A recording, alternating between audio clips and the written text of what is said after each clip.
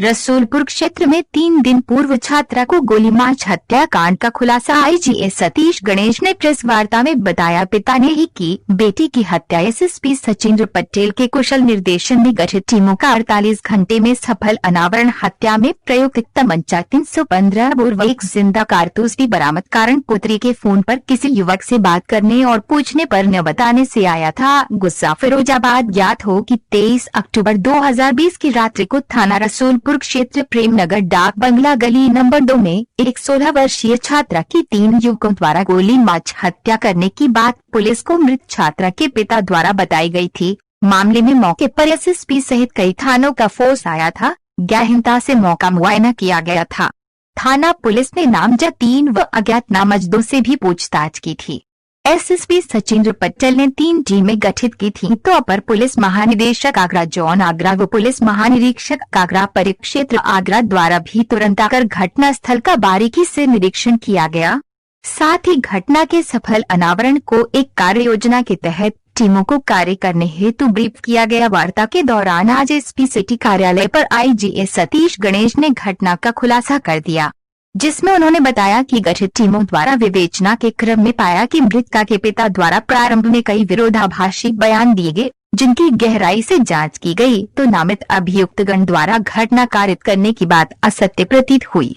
घटना में नामित अभियुक्तगण घटना के समय घटना स्थल के आसपास मौजूद नहीं थे। घटना के दौरान मृतक की मां के द्वारा अपने पति से रोते हुए खुद को मार देने की बातें मोहल्ले वासियों द्वारा सुनी जाने की बात बताई गई, जिसके फलस्वरूप मृतका के चाचा, मां, अन्य मोहल्ले वासियों से गहनता से पूछताछ की गई तो मृतका की हत्या उसके पिता द्वारा किए जाने की बात स्पष्ट रूप से सामने आ गई। 26 अक्टूबर 2020 को 48 घंटे के अंदर सर्वलाल स्कूल के पास प्रेमनगर कैंटीन के सामने से मृतका के पिता अभियुक्त अजय पुत्र ईश्वर दयाल निवासी प्रेमनगर डाक बंगला गली नंबर 2 को हत्या में प्रयुक्त तमंचा 315 बोर व एक जिंदा कारतूस के साथ गिरफ्तार किया गया। घटना का कारण पुत्री का फोन पर किसी मोहल्ले की किसी लड़के से बात करना सामने आया है, जिसके बारे में पुत्री बार बार पूछने पर भी नहीं बता रही थी, जिससे अजय गुस्से में आ गया और उसने तमंचा निकाल अपनी पुत्री को गोली मार दी। बचने के लिए झूठा नाटक कर नामजद अभियुक्तों के विरुद्ध अभियोग पंजीकृत करा दिया। वार्ता के दौरान एसएसपी सचिंद्र पटेल भी मौजूद। गिरफ्तार करने वाली पुलिस टीम में प्रभारी निरीक्षक रसूलपुर फतेह बहादुर सिंह, प्रभारी निरीक्षक उत्तर अनूप भारती, निरीक्षक अपराध रसूलपुर प्रमोद मलिक, उप निरीक्षक मीडिया सेल फिरोजाबाद हरविंद्र मिश्रा, उप निरीक्षक थाना रसूलपुर वासुदेव सिंह, उप निरीक्षक जय सिंह थाना उत्तर, constable Raghuraj, Anil Gupta surveillance cell Firozabad, constable Kanhaiya, Jai Narayan, राजकुमार, सतेंद्र, राहुल थाना रसूलपुर आदि शामिल रहे। जवाब बोलेंगे सर। ये एक हत्याकांड हुआ था, बड़ा सनसनीखेज मामला था। पिता ने खुद थाने में आके बताया कि उसकी लड़की को 3 लोगों ने कत्ल किया है। 48 घंटे बाद पुलिस ने तफ्तीश में क्या पाया?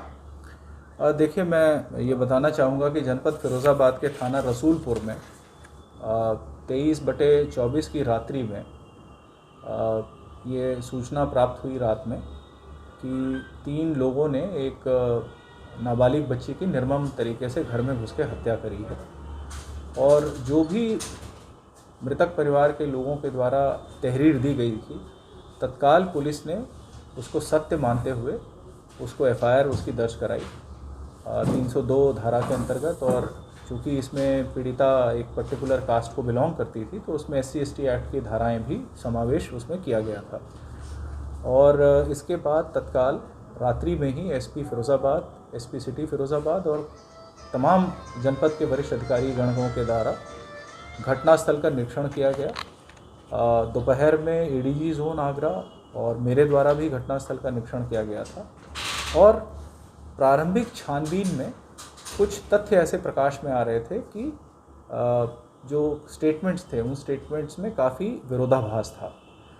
लेकिन हमारे सामने चुनौती ये थी कि जनपद की कानूनी व्यवस्था को भी अक्षुण्ण रखना था।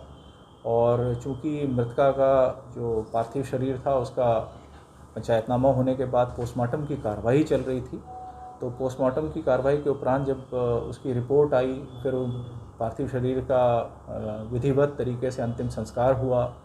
तत्पश्चात पुलिस ने 3-4 टीमें गठित करी और गहराई से एक एक बिंदु पर छानबीन करना शुरू करा। मिसाल के तौर पे जो आरोपी युवक थे, आरोपी युवकों को हिरासत में लिया गया, उनके बयानों में जो भी बातें उनके द्वारा बताई गई थी उसका तकमीला कराया गया, उनके CDR एनालिसिस कराई गई, जहाँ जहाँ वो अपनी मौजूदगी की बात बता रहे थे वहाँ के CCTV कैमरा के फुटेजेस निकाले गए और ये धीरे धीरे तथ्य एस्टैब्लिश होने लगा कि कहीं ना कहीं जो वादी पक्ष है यानी कि जो मृतका का पिता है उनके द्वारा इस पूरे प्रकरण में पुलिस को गुमराह किया जा रहा है और पुलिस को गलत तथ्य बताकर FIR पंजीकृत कराई गई है।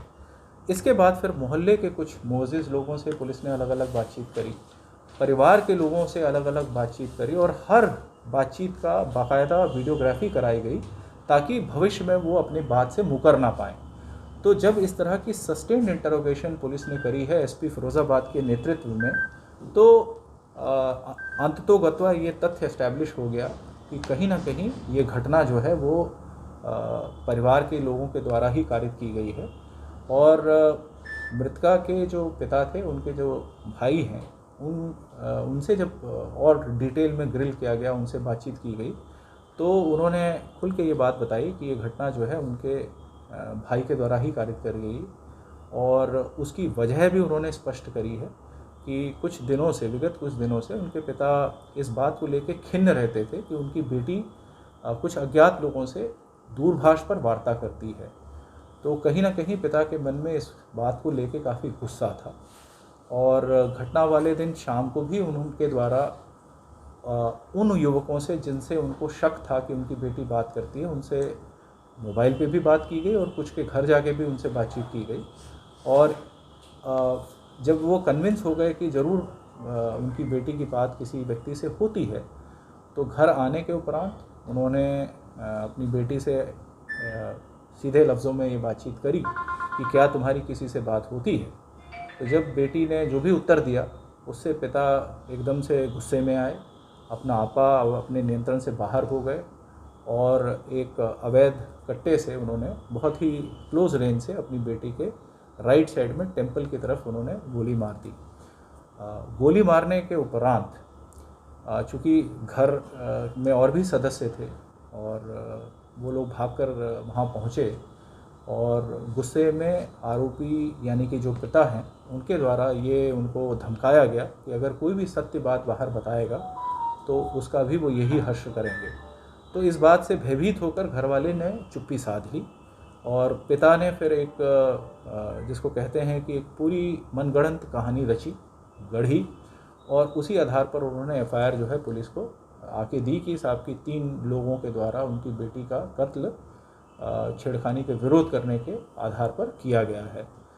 तो अब तक की पूरी विवेचना से ये बातें इस्टेब्लिश हो गई हैं कि छेड़खानी जैसा कोई विषय नहीं था। दूरभाष पे बात होने की बातचीत तो आई है जो कि CDR से भी पुष्ट हो रही है, लेकिन इन 3 युवकों को जिनको नामजद किया गया है उनका किसी भी प्रकार से इस घटना में शरीक होना नहीं पाया गया है क्योंकि उनकी मौजूदगी कहीं और भी पाई जा रही है। तो एक व्यक्ति एक समय पे एक ही स्थान पे हो सकता है, 2 अलग अलग स्थानों पे नहीं हो सकता। और इन सब तथ्यों को एकत्रित करने के उपरांत जब पिता को फाइनली मतलब पुलिस ने कस्टडी में लिया और पिता से पूछताछ करी तो उसने अपना जुर्म कबूल कर लिया और जो वेपन इस्तेमाल किया था 315 बोर का अवैध तमंचा है वो भी पुलिस ने उनकी कस्टडी से बरामद किया है।